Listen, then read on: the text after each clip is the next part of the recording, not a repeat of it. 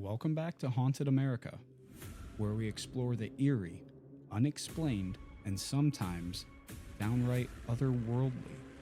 I'm your host, and tonight we journey into one of America's most secretive and mysterious sites, Area 51, a place synonymous with UFO lore, government secrets, and alien conspiracy theories.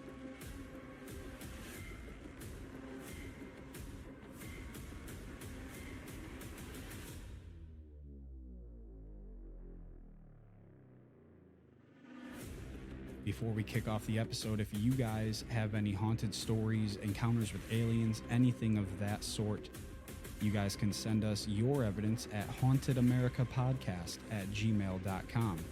hauntedamericapodcast@gmail.com. Now, let's get into Area 51.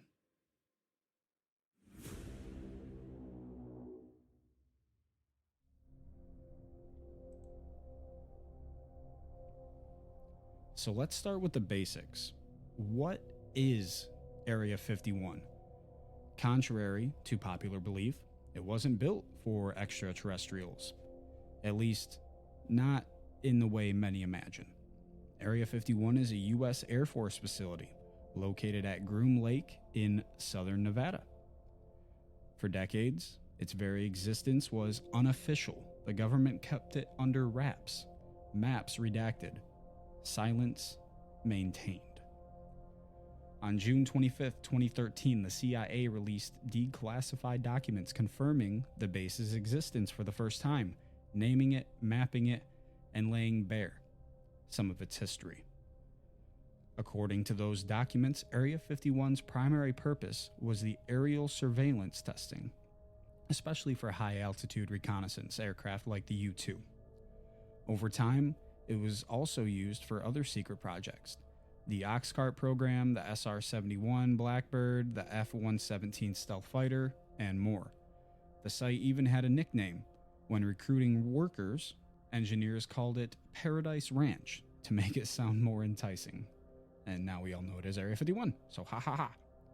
So officially, according to declassified history, it's not a sci-fi base, but a testing ground for some of the most advanced aircraft the U.S. has ever built. If Area 51 was simply a testing site, why does it loom so large in alien lore?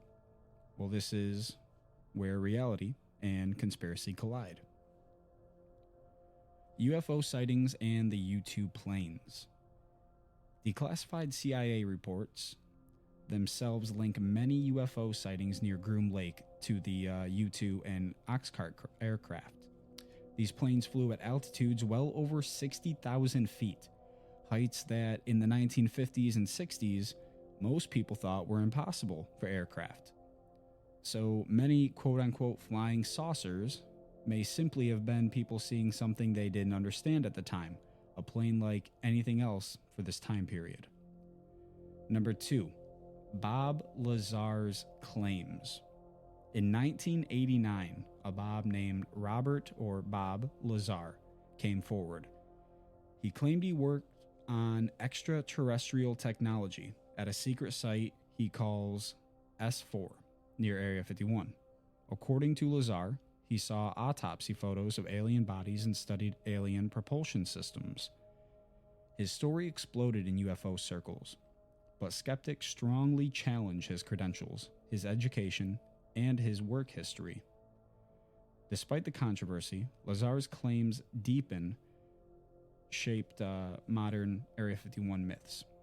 Deeply. I messed up my own text there. So, moving on, here we go. Pop culture and fear of the unknown. Because the base was, and remains, so secretive, people fill in the gaps with imagination.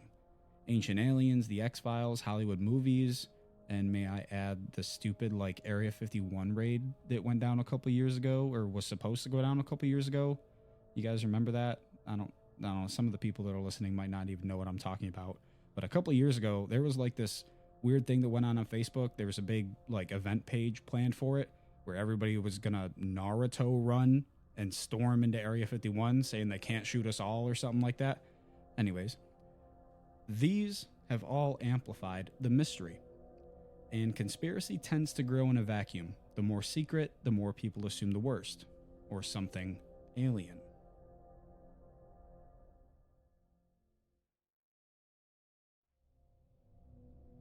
Alright, before we dive back into tonight's haunted tale, I've got to tell you something that actually keeps me going through all these late night investigations, and that's Dubby Energy. Look, when you're up at 2 a.m. reviewing EVP recordings or scrolling through ghost footage, the last thing you need is a sugar crash or shaky hands. Dubby gives you clean, focused energy. No jitters, no crash, and definitely no creepy side effects. It's packed with natural caffeine, vitamins, and nootropics. Everything you need to stay alert when the shadows start to move. And if you want to try it yourself, here's a little treat. Or maybe a trick. Head to dubby.gg. Use the code HAUNT10 at checkout to save 10% on your order. That's HAUNT10 to get 10% off and keep your energy level higher than your EMF readings. Dubby Energy. Fuel your focus and maybe your next ghost hunt.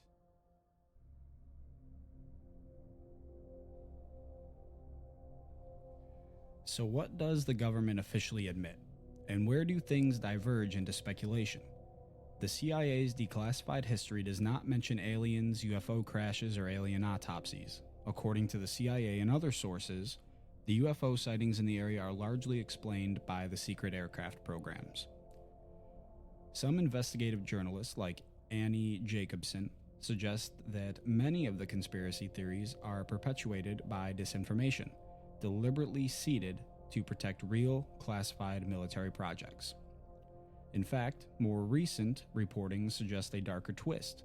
In the 1980s, the Pentagon may have intentionally spread UFO myths about Area 51 to distract from classified weapon development, such as the F-117 stealth fighter.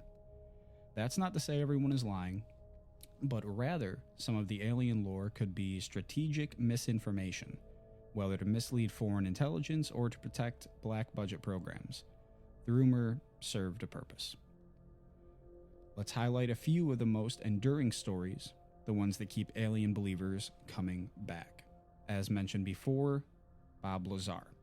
Lazar claimed he worked at a site just south of Area 51 called S4, where alien ships were reverse engineered to figure out how they work. He described a propulsion system powered by a stable isotope called Element 115, which, if true, would be unlike any known earthly material. But again, no independent verification of his work, his credentials, or his top secret access has held up under scrutiny. Number 2 here, map declassification and public awareness. In 2013, CIA declassified not only confirmed Area 51's existence, but included a map labeling the base, something never publicly acknowledged before. When people saw the map, it confirmed what they already believed, that Area 51 was real, furthering further speculation. I messed up my words again there. Number 3, Pentagon disinformation. According to recent investigations, parts of the UFO lore may have been planted by the military itself. One report found that a retired Air Force colonel admitted to distributing doctored photos of flying saucers in local bars near Area 51 to stoke alien rumors and divert attention.